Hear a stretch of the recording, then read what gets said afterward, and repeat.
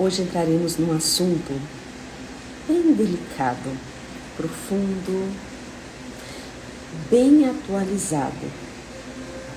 Não se trata de religião, nem de algo como corrigir uma história. Hoje nós vamos falar sobre os excluídos e rejeitados. No livro Liberados, Somos Concluídos, Bert Helling, ele traz este assunto para que nós possamos olhar para o significado da alma. A nossa relação com Deus, as escolhas que fazemos. Bom dia, minha querida. Então vamos nos preparar para receber este texto que vai falar sobre o judaísmo em nossa alma. Nós, como eu coloquei aqui inicialmente, não é sobre religião, é sobre olhar para um contexto religioso sem dar uma conotação de certo e errado, apenas olhar para o que aconteceu com a humanidade, na sua fé, na nossa tendência a separar e com isso nos adoecemos. Então, num contexto histórico, se nós olhamos para o judaísmo que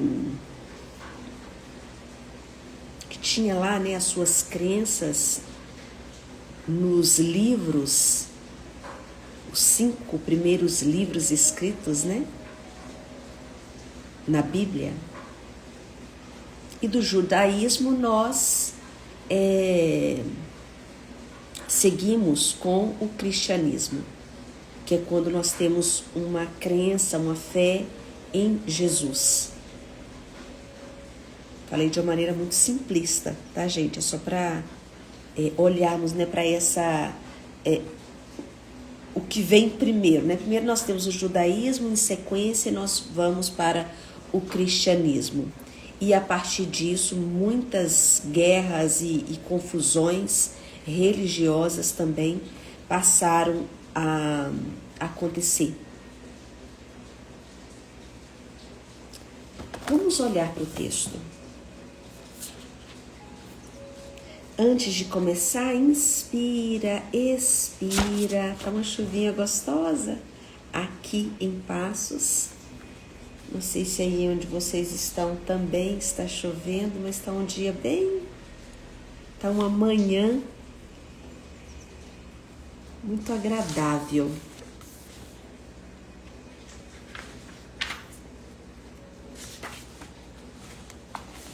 Estamos na página 124.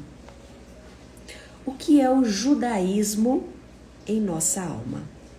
Então, Bert Helling fala o seguinte: alma aqui quer dizer a alma dos cristãos e a alma dos alemães. Ambos os conceitos têm vínculos extensos. Porém, diante do sofrimento do povo judeu, durante o domínio nazista alemão,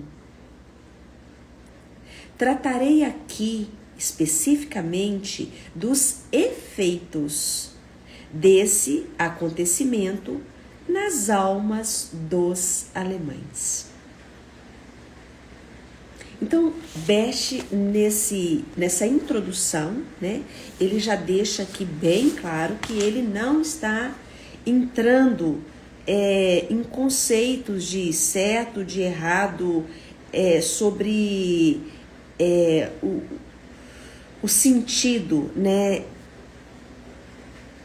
do contexto, mas quais são as consequências na nossa alma. Acho que melhor dizendo é isso, né? Não é sobre o acontecido, é sobre as consequências do acontecido. E aí ele traz o seguinte: os escolhidos e os rejeitados. Na alma de cristãos e judeus, a imagem do povo escolhido por Deus ocupa um lugar central. Os cristãos adotaram essa imagem dos judeus, denominando-se como novo povo escolhido. E, como consequência, consideraram o povo judeu como tendo sido abandonado e rejeitado por Deus. A imagem da escolha, portanto, atribui a Deus a preferência por aquele povo específico. Eleva-o acima de outros povos e lhe transmite o domínio sobre estes em nome de Deus. Então ele lança uma pergunta: como tal imagem de Deus vem ocupar um lugar em nossa alma? Podemos ousar falar de Deus nesse sentido? Como se Deus escolhesse um povo em detrimento a outro povo. Então, são questionamentos, né, que o Helling vai fazendo. Ele pensa, né, ele fala, será? Né? Vamos pensar.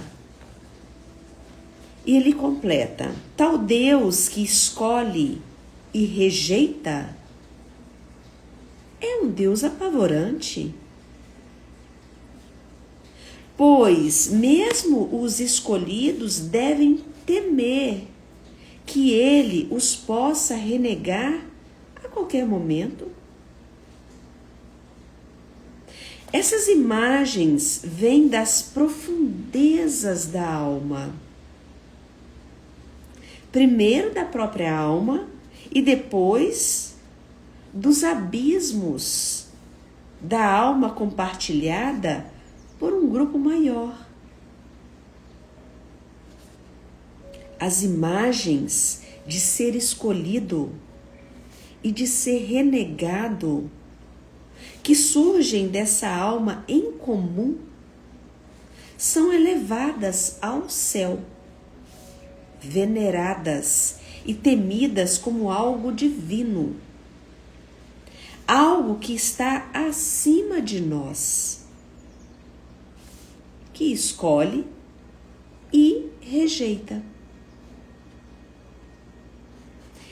Eles próprios escolhem e rejeitam, tornando-se, então, temíveis para outros que eles consideram rejeitados. E aí ele traz uma outra pergunta. Mas o que acontece quando outros grupos e outros povos também agem conforme imagens interiores semelhantes? Vemos claramente o resultado nas guerras religiosas. Nestas, os grupos não veem nem a si mesmos e nem aos outros como indivíduos. Ambos os lados agem como se possuídos por uma loucura coletiva. acrescenta-se à alma dos cristãos, que eles acreditam no mesmo Deus que os judeus. Assim, em nome do Deus dos judeus, consideraram o povo judeu como rejeitado por Deus e despojado do direito perante a Deus. As dimensões terríveis a que tal presunção pôde chegar foram demonstradas em nossa época pela tentativa dos nazistas de aniquilarem o povo judeu como um todo, em nome de Deus.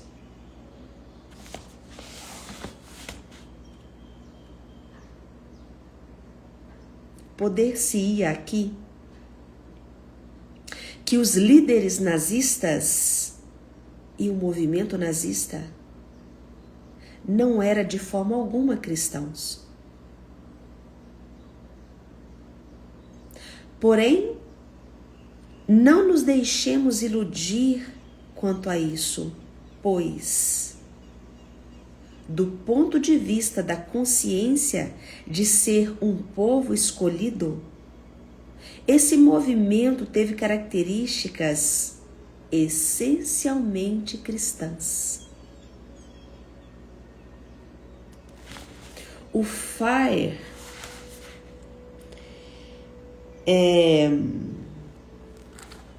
no caso, FAIR, né, em alemão, ele está se referindo a Hitler, tá? Que foi um líder político.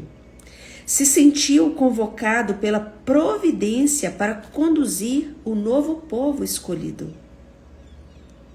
Aqui, sob a imagem da raça dominante, ao domínio do mundo, e durante o percurso, eliminar o povo escolhido anteriormente.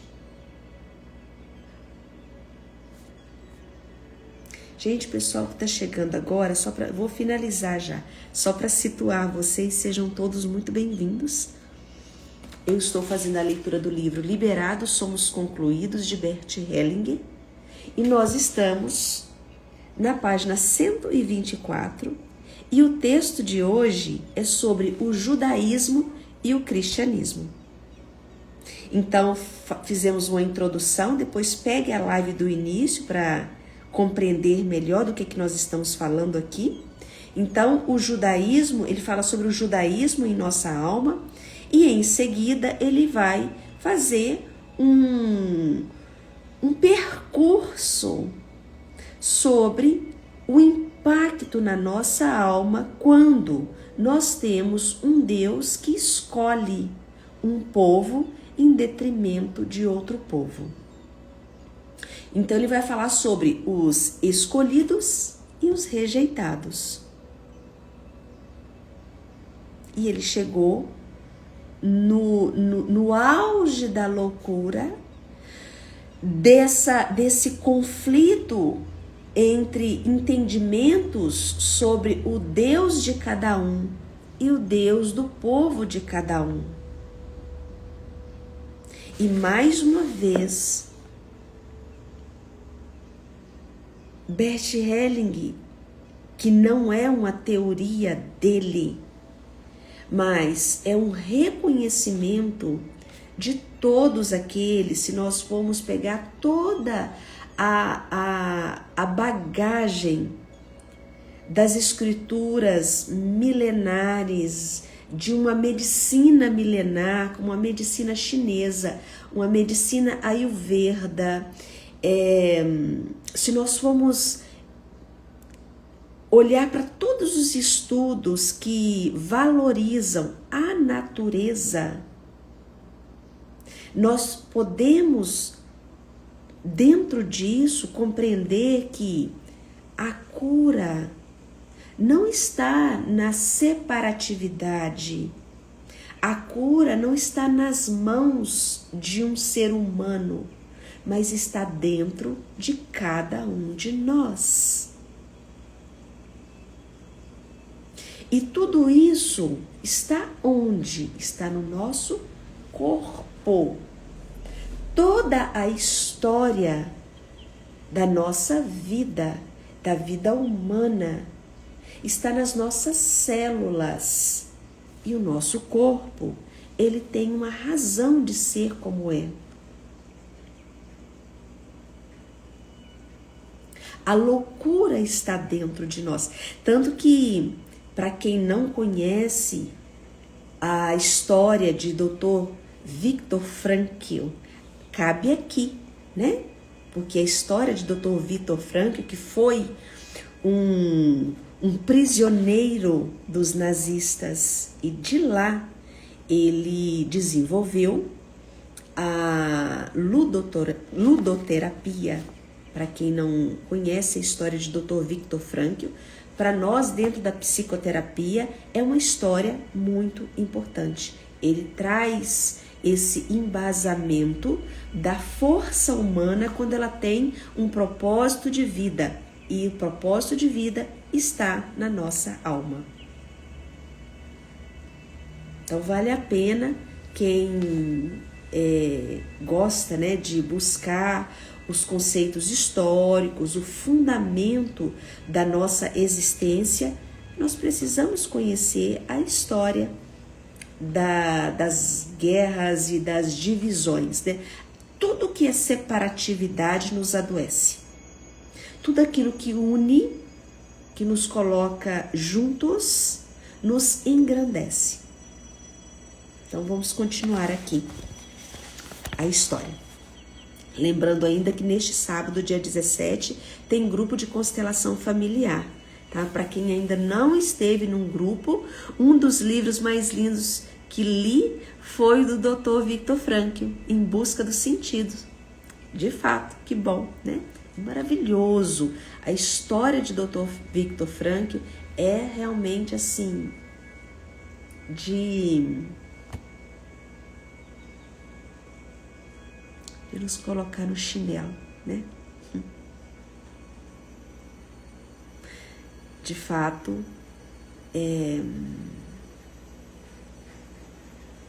nós nos perdemos com mesquinharias quando nós vemos a história de Dr. Viktor Frankl.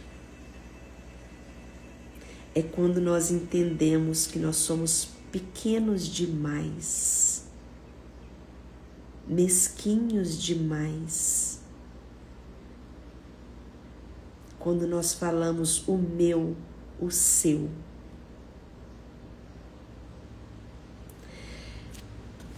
Vamos para dar continuidade. Então, por mais que essa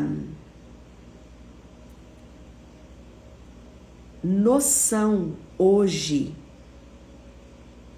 nos possa parecer distorcida e cega, o movimento nacional socialista e com ele grande parte do povo alemão colheu sua força para a Segunda Guerra Mundial substancialmente desse senso missionário. As atrocidades por eles cometidas estavam praticamente a serviço de um juízo divino. Ainda hoje podemos perceber nos grupos de extrema direita e de extrema esquerda que esse senso missionário ainda não foi superado com o colapso do Terceiro Reich. Eles mostram um senso missionário semelhante e, em consequência disso, frequentemente uma prontidão cega para usar a violência contra outros grupos.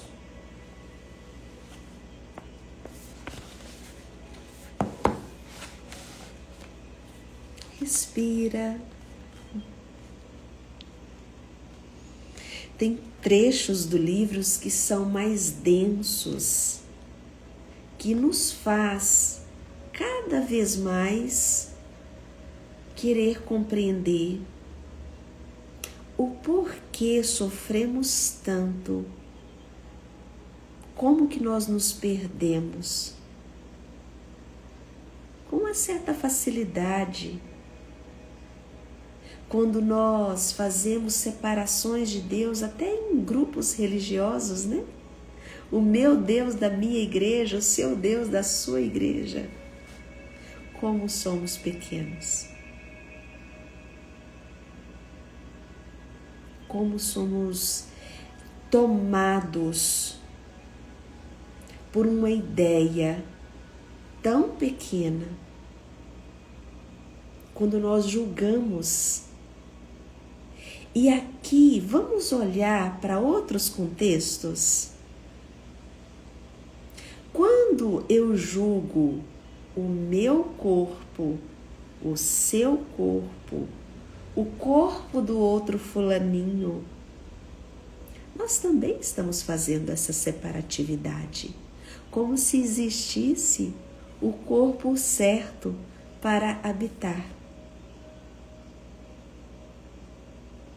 Qual é o corpo certo? Se o nosso corpo é uma igreja, é o nosso templo. E se ele está adoecido,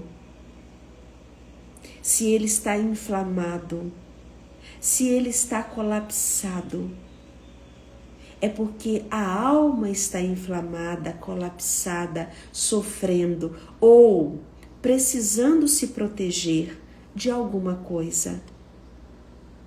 E nós vamos lá e nos submetemos a coisas loucas, padronizadas, sem antes perguntar para o próprio corpo: e aí, o que você está precisando?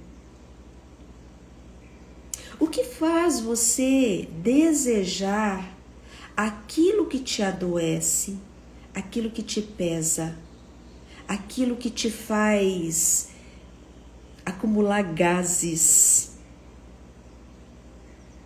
Será que você é tão tolo que você realmente seria capaz de falar que você ama a Coca-Cola?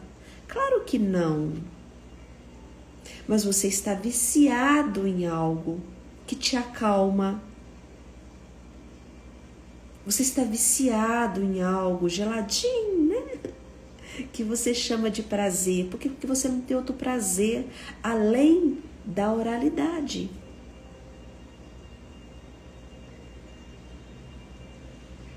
E que está numa compulsão desenfreada, numa dor emocional que nada consegue te barrar. Às vezes nós fazemos alguma leitura, né, e a gente está achando que a gente está falando de igreja de tijolo, né? Nós estamos falando apenas sobre o judaísmo, o cristianismo. Nós estamos falando só lá da guerra, né, da direita e da esquerda. Hoje é tudo muito atualizado. Nós estamos falando do quanto que nós agredimos uns aos outros, gordofóbicos, homofóbicos e todos os fóbicos que encontramos por aí. Quanto sofrimento, né? Eu não sei se sofre mais aqueles que julgam ou os que são julgados e que estão tentando se enquadrar naqueles que julgam. Você é aquela pessoa que julga o corpo do outro, ou você é aquela pessoa que se sente julgada no seu corpo e está tentando enquadrar naqueles que ditam as regras de como deve ser o seu corpo? Como é isso? Você está de colado. Porque os dois lados estão em sofrimento. Os dois lados estão ignorando a sabedoria do próprio corpo.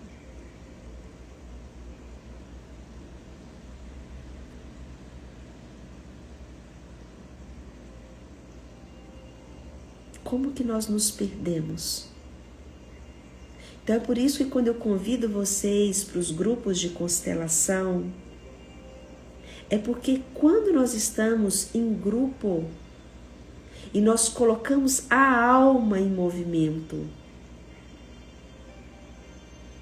nós podemos ver o que está acontecendo conosco, sem nenhum julgamento. Então, é um trabalho profundo de movimento, e não de julgamento, e não de condução da nossa cabeça interpretativa.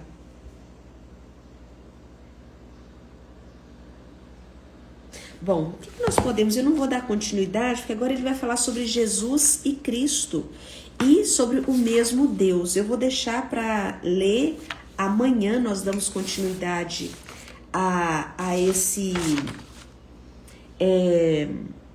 ponto. Mas assim, acho que o ponto principal aqui é que Bert Helling, ele está nos convidando a olhar com maturidade para essas imagens interiores que carregamos. Não para acusar, mas para termos uma compreensão. Esse é o ponto-chave, né?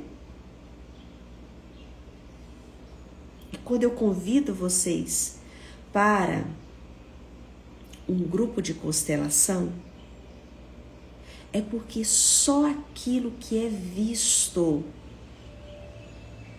que pode nos tirar da cegueira. Então, andar na claridade nos traz muito mais segurança do que andar às cegas, né? Então, quais seriam aqui, o que seria que a gente poderia tirar? Eu acho que basicamente seria isso. Deixa eu ver o que mais. Acho que é o suficiente para hoje. Amanhã continuamos. Nós falaremos sobre o Jesus e o Cristo, o Messias, né, dos cristãos, diferente do povo judaico, né, que não acreditava que o Messias estava conosco. Os cristãos acreditam que ele está, né, conosco. Beijos, até amanhã. Compartilhe a live com outras pessoas. Venham para cá no sábado, para o grupo de constelação. Deixa isso tudo assentar aí dentro de você. Se tiver um tema doendo aí dentro de você e você sentir que é o momento para uma constelação, então faça isso, aproveita a oportunidade. Beijos, até amanhã.